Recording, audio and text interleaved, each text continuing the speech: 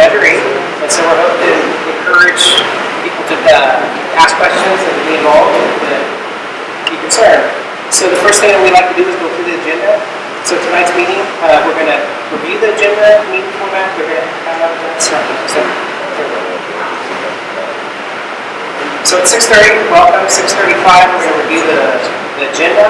At 6:40, we are going to have Terry Crumley go through the ballot statement, the County Council impartial analysis, and Q&A following her presentation. And then the next steps is going to be John Heino, who's going to discuss the Measure D Town Hall, the next meeting, formation of the United Neighborhoods of EDH, and the vision process, as well as the creation of a community plan for Eldorado long-range planning roadmap, and discuss getting out the final vote coming up here shortly on November 3rd.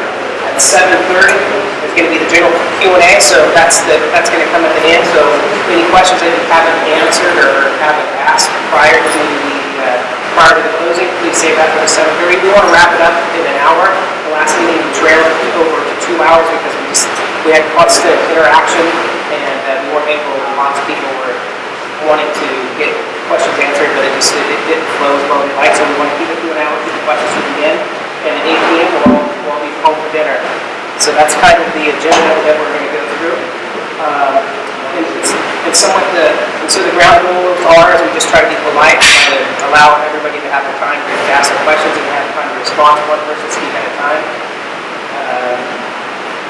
And when you first came in, if you haven't had an opportunity to sign in, we really appreciate the opportunity to get your name and your email address so we can just keep you up to date with news and what's happening with this advisory vote and moving forward after the vote on November 3rd. We have also a donations page, and the donations, we have some signs back there that are more than welcome for anybody to pick up and take home and take one home for your neighbor, whatever you would like. We have enough signs back there for everybody, so front yard signs, please help yourself. And with that, I'd like to identify we have a committee. So we have Terry Crumley, who's here to support the job at our task at hand, John Heidel. We have Jim Primore with our communications back in the back to show Wayne at hand. We have Wayne Payne, our treasurer, right there in front of the center. Jeff Baker back in the corner as well with help with the t-shirts and everything else as well. Christine Gary with donations.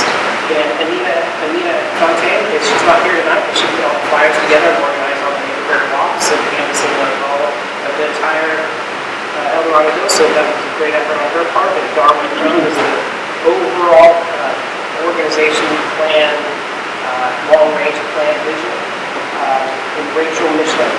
So with that, I'd like to turn it over to Terry and let her talk about the actual measure dates. Okay, we're going to go over the ballot statement first. So this is, I imagine everybody's received it, I hope so. So I got a little polling part of where I go. There's 4 locations in Eldorado Hills. I'm off Ashley Road, so I'm going down to the library. If you guys need a link to figure out if you don't have your ballot, if you need a link to figure out where you have to go to vote, I can give that to you. I put it on Nextdoor one time, and so I can just put in your address and it'll tell you where your polling place is if you don't have your ballot, so that's really good. So you get this. The Measure E, yes or no, is all it is. And what it is, this is all it is should the Eldorado County Board of Supervisors rezone the approximately 100 acres of the former executive golf course in Eldorado Hills from its current land use designation as open space recreation to a designation that allows residential housing and commercial development on the property. I think chances are pretty good I'm going to vote no. And so it's no, I don't want it to be rezoned, or yes, I want it to be rezoned. Let's see. And then we have the impartial analysis. I have the final impartial analysis in front of me. If anybody's ever confused, I'm only briefly going to state that there was an initial impartial analysis from County Council that was not quite right. They talked about tax 14 times, on and on. That is not what this is. What I just read is what it is. It's yes to rezone or no to rezone. That's all it is. So on Rock Hill CSD, we had to sue the county. We got a proper impartial analysis after $5,000. And it states, this advisory election is to obtain public input on Measure E that has been placed on the ballot by the governing body of El Dorado Hills Community Services District pursuant to District Resolution 2015-12. And that's our resolution that explains what made us decide to go ahead and have this advisory vote put on the ballot. The advisory election will not prevent the current property owners from pursuing rezoning of the property that will be processed by the county in accordance with county policy and state law. Basically saying it's an advisory vote, so we don't make the decision, but the purpose of it is to let the El Dorado County supervisors know that we are alive and well down here in El Dorado Hills, and we have a voice, and what we want is for the golf course to not be rezoned. Down the road, what we can do with it, we will see. We have steps in the process, but the first thing we have to do is have the golf course not rezoned. If it's rezoned, then we just all kiss it goodbye and lament, and it's over. So, in addition, I want to say that we have 5 board of supervisors. We have 2 for our county. I think Michael Rinaldi hits a portion of El Dorado Hills. I'm not sure. So we have our supervisors, but I don't know how much they listen. One kind of does, but the other ones really don't. So please send emails, make phone calls to your board of supervisors. Whether you think they'll listen or not, it doesn't matter. Just bombard them with what your point of view is and let them know. So an advisory vote of yes is the district voters' opinion in favor of rezoning the property. Jerry, you want to try the microphone? I think he's got it set up. So ready for prime time.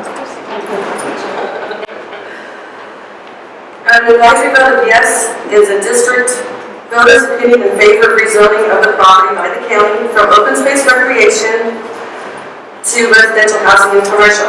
This advisory vote does not bind the district or county to any positions or actions in regards to rezoning. An advisory vote of no is a district voter's opinion against rezoning of the property by the county from open space recreation to residential housing and commercial. And again, this advisory vote does not bind the district or county to any positions or actions in regard to rezoning.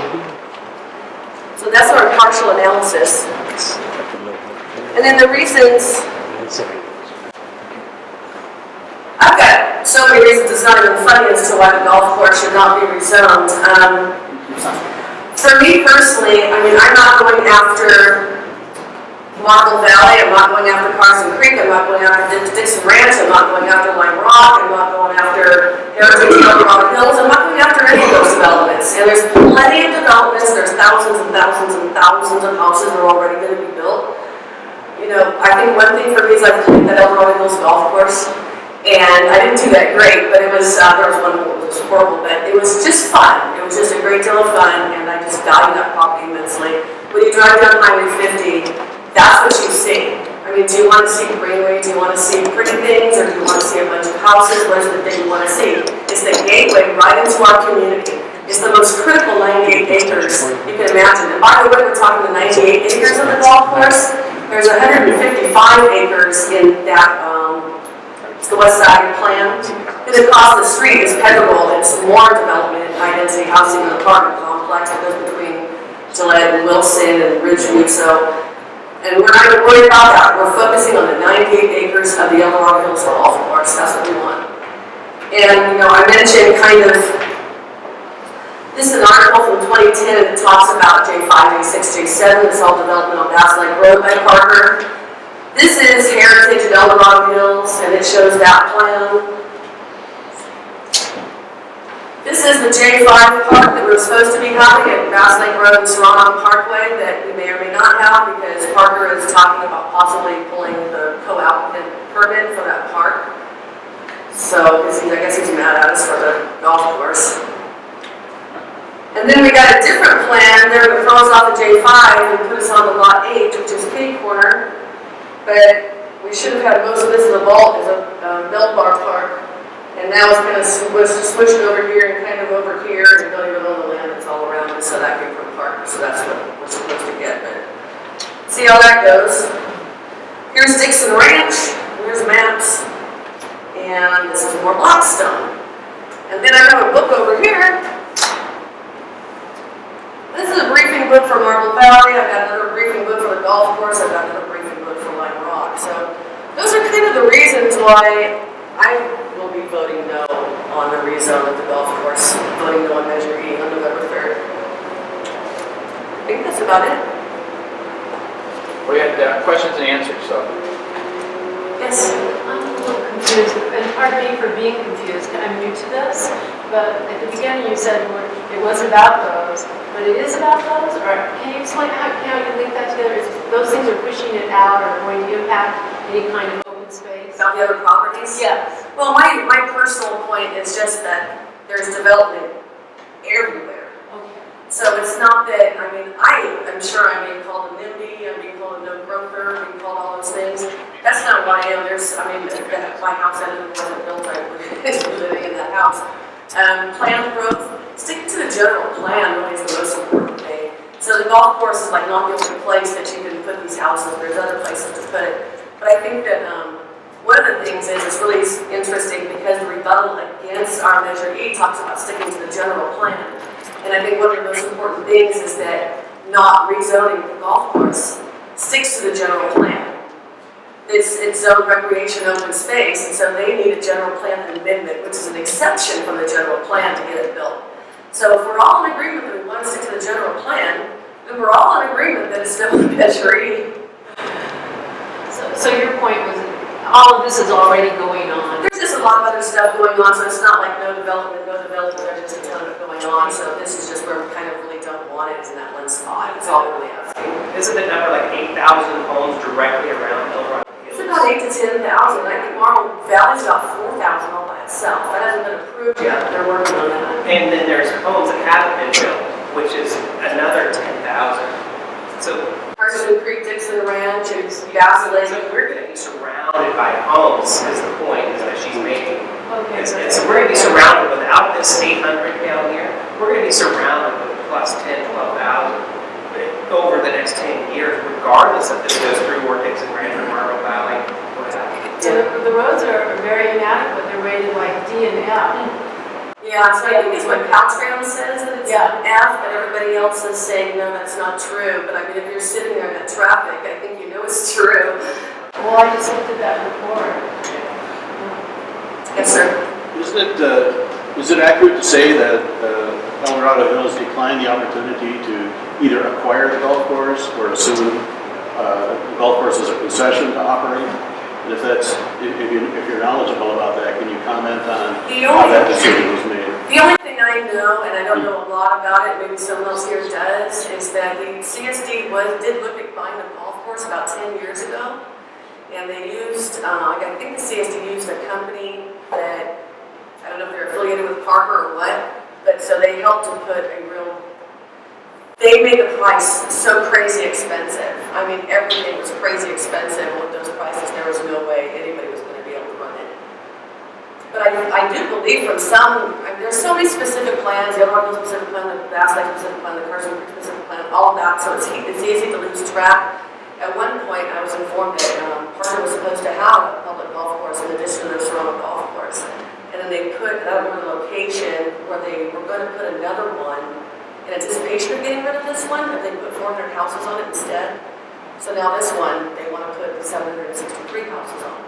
So I'm still unclear if they have a requirement for a golf course. So other than the fact that people that reside in this area just would like it if Parker not developed, 700 or 800 residences.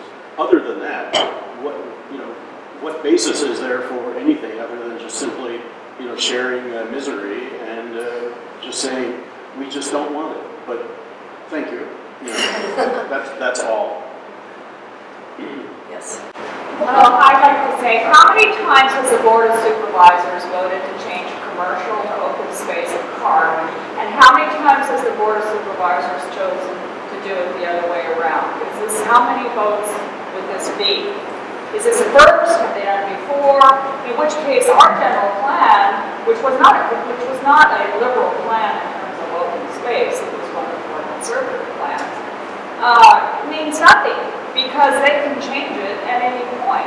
So when I am looking at what's going to be the traffic in the area, what's going to be the pollution in the area, that general plan means nothing to me. Ownership means something. Yeah, when I look at that general. Well, yeah, what I found, Like it is, doesn't it? Colorado Hills declined to purchase the No, land. but and I'm in planning department in Sacramento County. He bought it with the hopes, I have power, I have money, I will get this rezoned. But he did not buy it with any entitlement or any right to do what he wants to do. He just did it with a hope and a prayer that with his money and power and influence, he will be able to rezone it. But he didn't buy it with any guarantee or any rights, just like you or I would if we bought swampland, and we hope maybe we can clean it up or get a permit. So he's not really entitled to do this. well, and That's a legal matter, I mean. Well, I know, but It's a that, legal matter. but that's the issue at hand, is going, you know, One when comment you to buy answer something, you kind of almost make it sound like it's, I don't know if you're familiar with the Half Moon Bay case, where it was reversed, he bought it, it was zoned to build residential, you know, everything was great, he had every right to do it, then the people went crazy. And there was a lawsuit, and the city went bankrupt. But in this case, he's not entitled to anything, he can try, but you're making it sound like he's entitled to, and he is absolutely No, not. I'm not saying, that's a legal matter, you know, I'm not a litigator, Right. I'm not an attorney, it's a legal matter. But I'm saying, simply voicing displeasure with, you know, the tactic that's being used, you know, is interesting. Okay, let's go back to the original question if we can. The one thing we can tell you is that when Serrano proposed their development, there were 2 golf courses proposed. An 18-hole private golf course, which got built, and an 18-hole public golf course, which didn't get built. It was designated as open space recreational, it got converted to housing. So that's probably the biggest example I can give you how the Board of Supervisors, and actually I think it was more the planning department, took discretionary authority to allow them to develop it in their housing as opposed to providing that open space in the public golf course. So that's the best example we can give you on that original question. and that's part of what I could say as a person, I'm very strong on property rights. I mean, property rights are the basis of America, really, as far as I'm concerned. But there's an exception for me in that he bought his recreation open space. It's always been recreation open space. It was supposed to stay recreation open space. So when you purchase a property, it's that zoning, then you expect to have that zoning. So the property was purchased with the advance, expectation that I'll take this $5 million property and I'll get it rezoned, and voila, it's only worth $30 million, then I can subdivide it and sell it. Now, capitalism is an awesome thing too, absolutely into that. I think that when you own most of the community and you're building up the community, I think there's something to be said for being a good neighbor. And if there were some negotiations from the other party, some good neighborness going on, that would be helpful, but there's none of that either.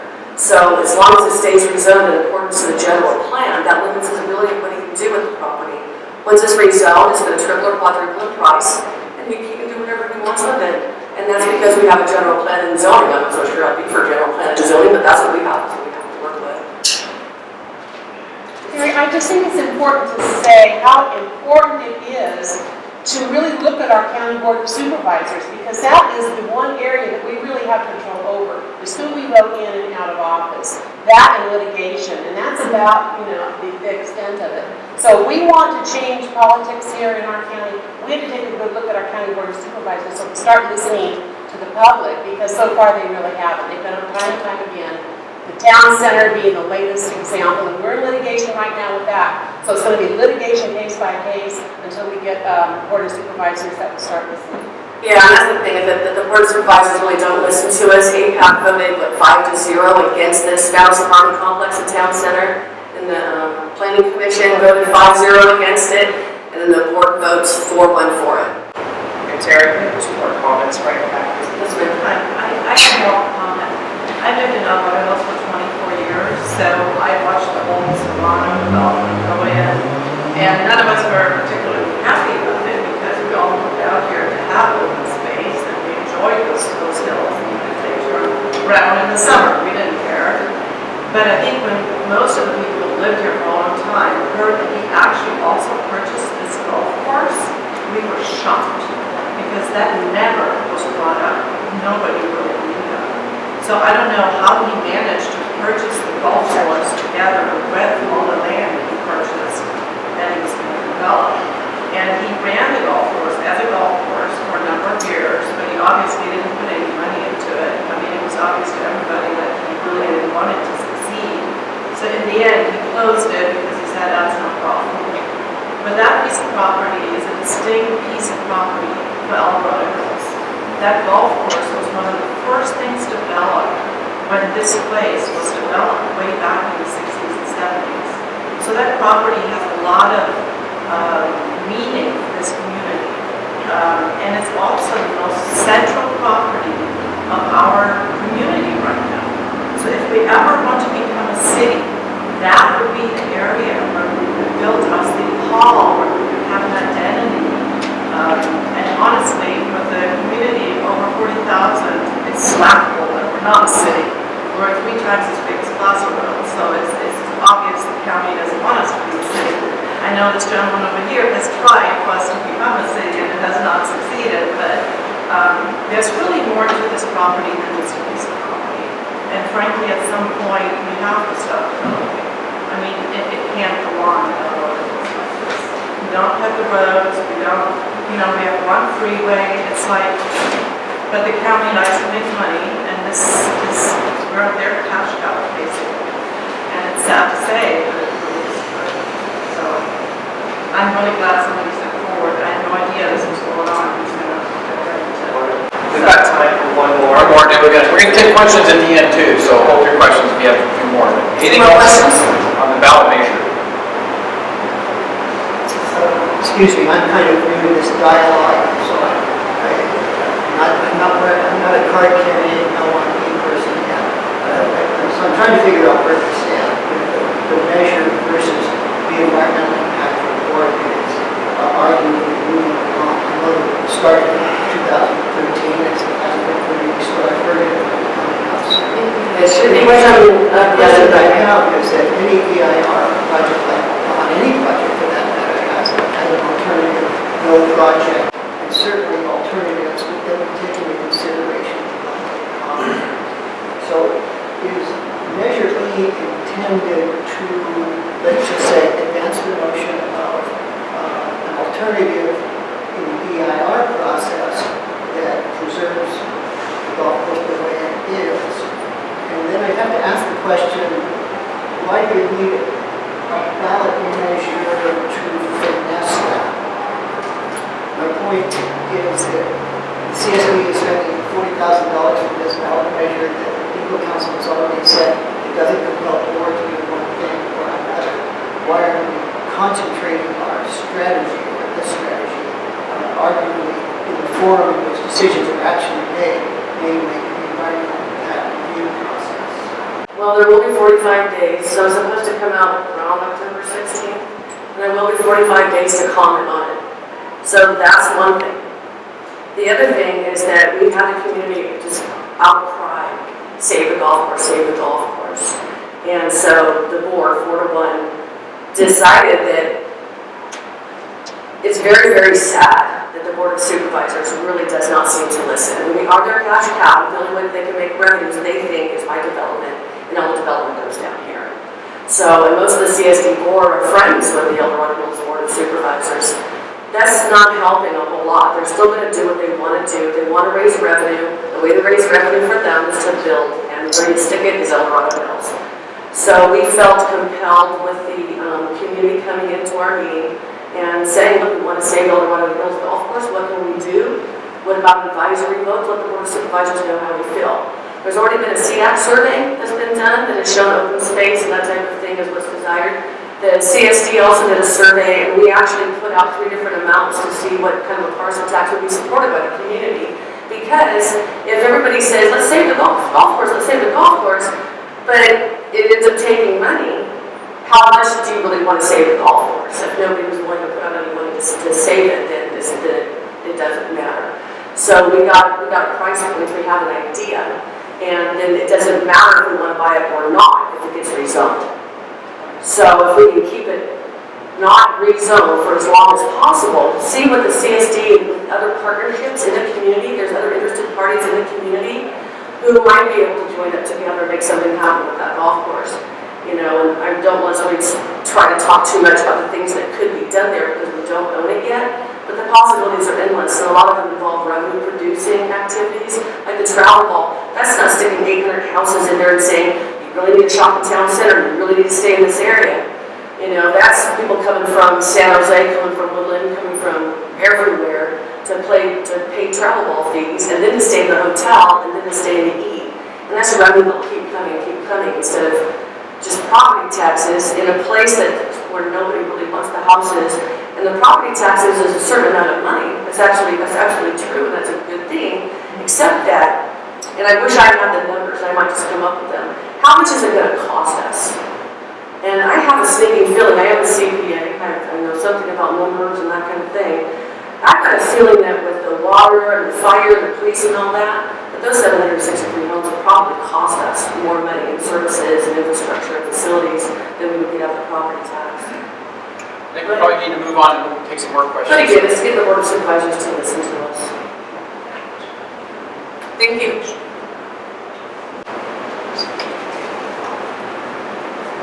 One side note is the Eldorado Hills Area Plan Advisory Committee reviews all the projects, including the one that's going to be submitted as Central Eldorado Hills Specific Plan. If you'd like to get invited to our meetings, please see Chris, and she can write APAC on it. We'll make sure you get on our mail list because we intend to be reviewing that project within the next 30 days. And we'll get into the environmental reviews. But if you look at the recent history, there's been 3 projects, 2 of which have already got lawsuits against them because of inadequate CEQA documents. The first was on Green Valley Road, and that was the Arco convenience store. One of the individuals who lives around there felt that the CEQA document was insufficient. The county provided, they sued, the judge reviewed it. The county had to go back and do a focused EIR to address the things that they felt were inadequate. The second one is the town center apartments. There's a lot of issues related to what are the real impacts from traffic mitigation, noise, those kinds of things. A number of people felt that the county overlooked a lot of mitigation that was possible. There's a lawsuit on it. The judge has got that now for a ruling. So, and then there's a third one that's brewing right now that may end up the same place, and that's the Target General Plan Amendment and Zoning Ordinance Update, which has been a major project the county's taken on, which again, a number of people believe is not adequate in terms of the CEQA document mitigations. So we've had a recent history with things that affect Eldorado Hills directly, where you have to go file a lawsuit and take it to court to try to get the laws imposed the California legislature put down for all counties to abide by, and that's called the California Environmental Quality Act. But it's not happening. So that's part of why the advisory vote is important too, is to wake the supervisors up that we really mean business about this. Don't just roll over and let this happen. We want to see a future for Eldorado Hills that includes more than just housing that's down on that current open space area. So that's kind of a long-winded response to you, but that's been the history. So what we want to talk about now is the next steps, because we've talked about major E, and obviously the vote is November 3rd, but what happens after that? So actually before that, we want to recognize the fact that the Community Services District will be hosting a town hall again, Pavilion, October 28th, and I'm not sure exactly what their emphasis is going to be, other than I guess we'll take questions from residents and participants as to things related to the ballot measure, but that's October 28th if you'd like to attend that. But beyond the vote, the thing we're looking at doing is setting up an organization, a new organization we're calling United Neighborhoods of Eldorado Hills. And I'll talk a little bit more about that. But that would be the ability to go into a master plan for Eldorado Hills, what the county calls a community plan, to take all of the visions that people have, all of the property that's publicly owned property, which would be the CSD, the fire department, the school districts, all of the people who have property, and the organizations that are affected by that, and try to get a global view of what Eldorado Hills should be at build-up. And we're expecting another between 30,000 and probably 45,000 people to join our community. Right now, the 40-acre park, which is this pavilion resides on, is at max capacity. We don't have any more capabilities for additional recreational leagues or anything else associated with that, so that's why we need more parkland. And the master plan that the CSD is doing should give us some of those numbers as well. So then we want to talk about the creation of a long-range plan, and finally get the vote out for November 13th. So let's go on to the next one. So I talked about the United Neighborhoods of Eldorado Hills. This isn't a pipe dream, it's actually modeled after the United Neighborhoods of Orange. So those of you who are familiar with the city of Orange, this is the way they approach it. They're actually an incorporated area. But each neighborhood in Orange is a unique slice of the city that needs to be preserved. Keep Orange Sweet is the way they set up their logo. We're a united group of city neighborhoods that are working together to protect our property rights, because that's one of the things that this golf course is developed into apartments, condominiums, and townhomes could definitely affect a large part of the property rights of people adjacent to it. Preserve our open space, the common theme, right? And support community-minded leaders. So those are the three things that the city of Orange is focusing on through this United Neighborhoods group. So go back a moment, because there is a pull line. Under the Orange Needs Parks, they've gone through the same kind of study our Community Services District is doing. It's looking at what are the needs of the community, how do we provide those, what are the resources required to do that, what funding mechanisms do we have. So the one thing I want to get to then is about Orange Needs Parks, so that's what this leads to. So the next one, please. Okay, so about us, it's our city neighborhoods unite to protect the property rights, preserve communities, stop developer-driven planning, and expose deep pocket campaign contributions. So they're actually going after things about transparency in government, letting people know what's going on, giving the public the right to access information and voice their opinions about things. So it's an all-volunteer group, but it's made up of a lot of different people. It's PTA group members, it's Republicans, Democrats, they climb to stay independent, etc. So it's a collective group of neighborhoods in Orange that have gotten together with enough initiative to really influence what the city down there does. And we're trying to do the same thing for El Dorado. So, you have an action, Jeff? So this is what the ballot you couldn't read says. For Parks and Recreation, there's a broad-based coalition of individuals from all parts of Orange, all volunteers, looking to preserve recreational open space, not just preserve the things for themselves, but for future generations. Young and old, some of them live in Orange all our lives. So this just talks about the type of people it is, and we join together because we all share a vision and have a community to our city, have a commitment to our city and its quality of life. That's what we believe El Dorado Hills needs to do, is to basically come up with a collaborative effort to make this happen and start doing some visionary work, because unfortunately we are not incorporated. We have two special districts. We have the Community Services District, and we have the Fire Department. We have elected officials, but nobody's really looking at the overall picture except in county. County planning is doing that for us. So that's the part we feel we really need to influence. All right, so the next one, Jeff. So one of the things we talked about relative to vision, and we're not going to spend a lot of time on visioning, is looking at how this potential property could be used. When you get beyond open space, you'd really like to see some parks, at least in my opinion, some recreational applications and stuff, because the open space by itself, ultimately the board will probably decide to let it be developed if we don't choose to do something different with it, which we believe is parks related, but not yet civic auditorium, community center, whatever you want to call it. So this is just a simple overlay that shows the City of Woodlands recreational facility put onto that park site and how it fits to all of the additional available space, or not the park site, but the golf course, to provide additional things. So the City of Woodland, if you're familiar with that, is about 65,000 people. That's the population we're going to be probably in 5 to 10 years. And then we're going to go beyond that. So we're really just asking the question, why can't we have some of the amenities that other communities our size or even smaller have? And this is just one example of how it can be done. So we're not just looking at preserving it as open space in perpetuity, but we're looking at how is that best used by the community to provide the recreational opportunities and other services that people would really like to see here. So that's part of it. Okay, next. This is the Community Services District Master Planning process, basically a year cycle. And the important thing here is that the completion date is in January of next year. So we got a couple more months of work, and then they'll be able to share with the community what that master plan shows, what the projection is for needed parklands, what the projection is for trails, what kind of improvements they would like to see in those parks, those kinds of things, based upon the survey the CSD has done and other inputs received. So that will be a centerpiece of doing this planning that is associated with the United Neighborhoods of El Dorado Hills. The Fire Department has also done a strategic plan which talks about what are the strategic uses of the property we have. We're talking about in the business park on a 20-acre site. I'm on the board of directors for the fire department, so that's what I'm saying we. But it's public property. And we currently are only using about 5 acres of that. We talked about putting a training facility in there to be used by the community as well as the fire department. But there's still probably 10 acres of property out there that has no intended use at this point. That could be used for recreational applications or other things. Because we talk about lighted ball fields, which is always a serious consideration when it's close to housing.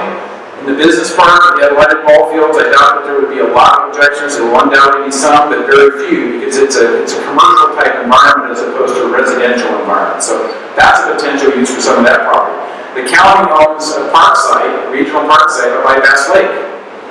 I think that's 12 acres or something the county owns up there. What are we going to do with that? Maybe that fits into this master planning process as well. At least we'd like to see that completed. So this is the overall plan. We have to wait till January, unfortunately, to get the results. The next one. But the primary purpose of forming this group is to generate a community plan. So what's over on the left here is the community planning guide that was provided by El Dorado County Planning Department. So they went through the trouble of putting together a roadmap that defines entry points and exit points and the various phases of activity you have to go through to get a community plan to be approved underneath what the general plan is. So essentially you've got an umbrella for your community that says these are the specific constraints and requirements of our community separate from what the general plan is. And every community can do that. That's written in the current general plan. So this isn't all new stuff. It's in the general plan, but no community, with the exception of one, has taken the challenge to try to do that. That's part of what this plan is about. On the right-hand side is the overall timelines projected for this. The unfortunate part of this is that they're talking about 2 years to get this done. We honestly think we can do it in a much shorter period of time because a lot of the groundwork in the first part of that roadmap has been completed. But it's at least a year, probably 18 months to do it right. So that's the other reason why we're asking to not rezone that property. Is give us some time to put together our plan. Give us some time to understand what kind of funding we can come up with, grant monies. And a lot of that ends up being shared costs, because if you put in 50% of the funds, sometimes the grants require you to do the cost share. They'll put in 50% of the funds, and now you've got enough money to really do a good project. But multi-use is also a high criteria for grants, but that's only one source. Foundations can contribute to this. There's a lot of different things that can happen in terms of funding sources. Those are all to be evolved as part of this community plan. Okay, Jeff? And then basically we're at the question and answer period then for other comments or questions you might have. We didn't want to keep you very late this evening, so I know there's a debate on television. Some people are very interested in it. So with that, we open it up just general questions. Anything we didn't answer before you'd like to ask? Yep, sir. We're talking about adding another 30,000 to 40,000 residents to El Dorado Hills in the coming years.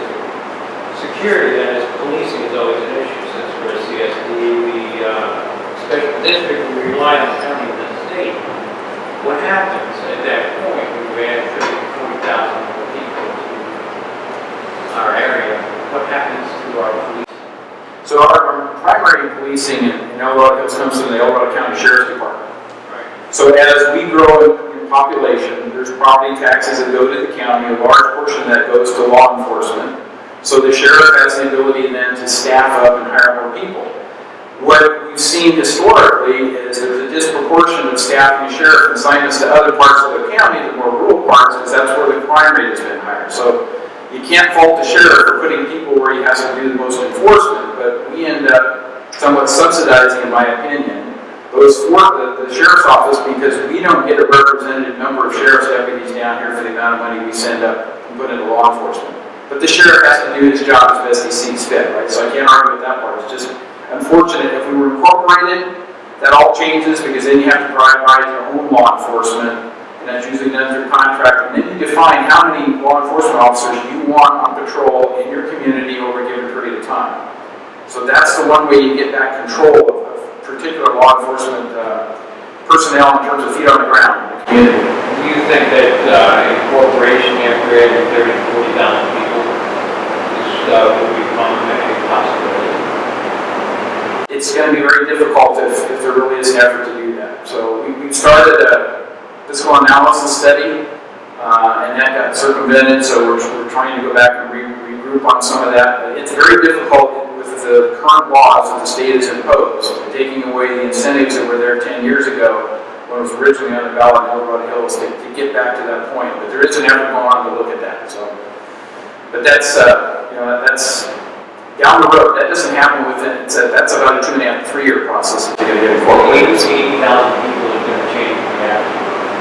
Yeah, well, the population, like we mentioned before, the population of Placerville is like 12,000 people. Okay, we're currently 45,000 people, so we're like 4 times the city of Placerville. The population of South Lake Tahoe is like 20,000 people and dropping. So we're more than double the population of South Lake Tahoe, which are the 2 cities in El Dorado County, and yet we've not been able to incorporate ourselves and have ourselves represented by local government to a larger extent. So, but that's a separate subject. So, sorry, back. Who put Measure E on the ballot and what were they trying to achieve? The Community Services District Board of Directors sponsored it, wrote a resolution, passed a resolution by a 4-1 vote, and 4-0? 4-0. 4-1. 401.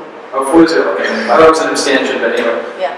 To send that to the County Elections Department to get it on the ballot. So your El Dorado Hills Community Services District Board of Directors were the ones that initiated it. And Terry kind of explained why, because they feel, as a lot of us do, that in order to get the attention of the Board of Supervisors, only one of which represents us, that's District 1. District 2 represents about 20 to 25% of the El Dorado Hills residencies. That's mostly the stuff south of Highway 50, Blackstone, and those communities down there are represented a lot by District 2.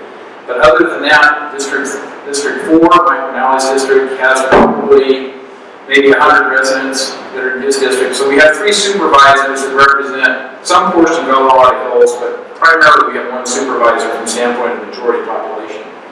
So we have 2 supervisors. You have to try to convince her in Placerville and South Lake Tahoe that the needs of this community and what we're trying to accomplish are worth significant consideration and not just stamping through a developer's project. So that's the tough part, is trying to put out strong enough voice. There's been 2 surveys that have been conducted like we talked about. We didn't think that was enough, that this advisory vote should make it very clear if we can get a good turnout, if we can get 70 to 80% or more of the voters to say no to the rezone, and we think we've got good grounds to go and talk to all the supervisors and try to persuade them that it's not appropriate to allow that to be rezoned. Other properties are proposing, like the Pedregal area, maybe, but not the 90-acre golf course. Any other questions? No, John, just to comment on that. The way the CSD put this on the ballot was because it was necessary to stop Parker, who was trying to rezone that now. We as citizens also have the right to use a petition to go on the ballot. But that would have taken into the middle of next year or longer. This was an expeditious way of getting it on the ballot. We needed to fire a shot over Parker's ballot to say, look, stop. The only way we could do it was getting the CSD on board to say, as a public entity, because there's 2 ways to do it, public entity or people that are voters to circulate a petition. Well, they did it quickly because we needed it. That's why we got this vote on November 3rd or 2nd. November 3rd. Anyway, the main idea is we got to keep an open space until we can find a way to develop it in a way that benefits this community and not partner to public. My opinion based on that. Okay, final chance. Any other comments or questions? Yes. Okay, so if people don't vote no on Measure E, I mean, I just wonder when the Board of Supervisors meeting is going to be, because people really need to go there, right? I mean, they need to go there regardless in any case, but... Well, first step would be the Planning Commission, because the way the documentation process works is they submit a draft EIR, there's comments, public hearings on that, then they form a final EIR, goes to the Planning Commission for review, where they look at all the things they want to comment on and make recommendations on before it actually goes to the Board of Supervisors. So there's really 2 prime opportunities for public input. One is at the Planning Commission meeting where it's scheduled, and then subsequent to that, the Board of Supervisors meeting where it's scheduled. I mean, if the outcome is yes, what I'm trying to say is you shouldn't give up on it. I mean, I don't think anybody's going to give up on it, but it's going to be more difficult if we don't get a real good turnout. The issue, I think, is since it's an off-year election, how many people are going to take the time to either go to the polling precinct and vote, since they've got a consolidated polling precinct situation. There's only 4 places you can vote in El Dorado Hills, or send back their absentee ballot. So it's getting people to take the time to vote that's the important part here. We're sure they're going to go no, but if we only end up with 5% of the registered voters who vote, they can always argue that it's not representative of the community, so most people were so apathetic they didn't even bother to vote on it, so let's just go ahead and approve it. That's what I fear, which is why we've got to convince people who are open-minded to really look at the issue and vote no.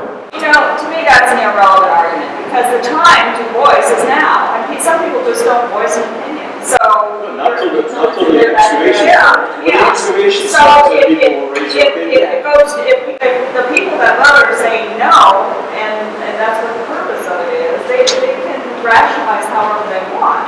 You know, and they always do that. Oh, we don't have a representation of the community. All I'm saying is it gives them an out, right? They can rationalize it, like you said, as opposed to, if we can get 25%, 30% of the voters to vote, and 90%, 80%, whatever, to vote no, they can't ignore that. I mean, that just, that's like thunder and lightning, right? You gotta listen, I think there might be some legal arguments though, because they have approved the project after project based on certain traffic levels, based on certain zoning. And now if they change that zoning, I don't know, I would really question some of the previous EIRs that were voted on. Unfortunately, a lot of the EIRs come back with significant impacts, but unavoidable. As opposed to proposing mitigation. That's what most of these lawsuits are all about, is they're saying, well, there's significant impacts in terms of traffic, in terms of air quality, in terms of noise, but it's unavoidable with development. And the answer is no. The traffic problem can be resolved, but it takes a lot of money. You can mitigate it by putting in additional lanes, turn signal, turning pockets, signalization, whatever it is. There's always a way to mitigate the traffic. Provide a back entrance or something rather to offload the traffic flow.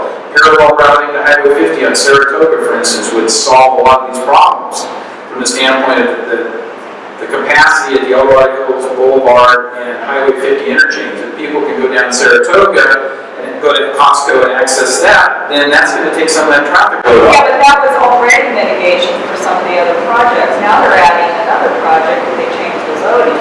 So. Well, the Saratoga Road has been proposed for 15 years. The county's done nothing with it, so, yeah. Okay, one part. I was wondering what kind of plan you have to promote the ballot. Yes, the ballot is out there, people read it. It was a little confusing the way it was written, actually, I have to say. Right. So I was just wondering if you have a plan. So we have a communications committee that Jim Pryor leads, and we're doing all kinds of things relative to using Nextdoor, using our Facebook account, doing email blasts, walking the streets and handing out flyers. I mean, we've done a lot of things to make this very visible and support the CSD, and the CSD is doing similar things to try to get the community involved and make aware. We put signs up on the boulevard. The highway, or the Channel 3 news station came down and did one video clip, if you saw that. We talked about trying to get them to come back right before the election, something rather to make sure that we encourage people to really vote before November 3rd. So those are the things we've tried to do, use social media and these other old approaches of handing out flyers at places where you can see people. Unfortunately, I don't want to do that at the supermarkets anymore, so that's a lot more difficult. No, you can only do it one time a year, and it's very restricted compared to what it used to be. But, okay, two last questions. Well, it's not really a question, but this is really the most important thing. Thank you for bringing that up. We did have Ron at least say, if the majority of my constituents don't want this, then I will, his word means nothing, but he also has an election coming up against some pretty fierce people. We have a great thing coming up. We did this I did it in Carmichael. I think we shared with Jim. We got this thing called Halloween on Saturday. Get some flyers, make some little, quarter paper. If somebody could send us maybe a PDF we could print on our own, stick them in every freaking Halloween bag. That comes to you. We did it in Carmichael. Moms sometimes come to the door, hand it to the parent. I don't care if they get 200 of them on Halloween, but it's a great opportunity to quickly hand the kids back or hand the parent and just say, please support our community, have a, no more than make 4 on 1 8x cut. I mean, I'll even, if somebody will send me a PDF. I've got a PDF, so. And I will print them if you want to come get them. Tie them to the suckers, just put them on the website. We'll print them out and do it on. Yeah, it's I think most of the information is on the website, isn't it? Aren't the flyers out there and stuff on the website? That was the intent. I've got to make them a little more prominent. I'm just talking about even this, really did, I'm talking about this. Just the sign, Just, yeah. yeah, that, basically, that could be put on a piece of 8x11 4 times and then cut into 4s. But really just not gonna run, and they're not gonna read it, just like that. Yeah, we can do that, we got those images and just print them out, 8.5 by 11, and it's just so legible, everything. So great idea. I think we have one more question and then we're gonna kind of close. It's not a question, I just Okay. want everybody to know. I live in Mary Street, so I can leave 125 to the neighbor. So I walking door to door, got into the, according to my list. So I talk to a lot of people, and few people they're not home, so I make sure I put the fire on the door. The majority of people I talk to, only maybe 2 or 3 say I will think about it, put the phone to the restaurant, people know. But 99% of people, they were supported, and it's a very positive, opinion, and they all supported. Most of the people, they said that we don't need the fire, we already will know. And a lot of us that walk had the same experience, so that's the good news. But when people tell you, what you see in the vote counts don't always add up, so hopefully they really are doing it, so, okay. Okay, If John? I could make sure, or if I could ask politely, if everybody could sign up, we really appreciate it, we'll be able to get you further information. Okay, we're done, thank you for your attendance.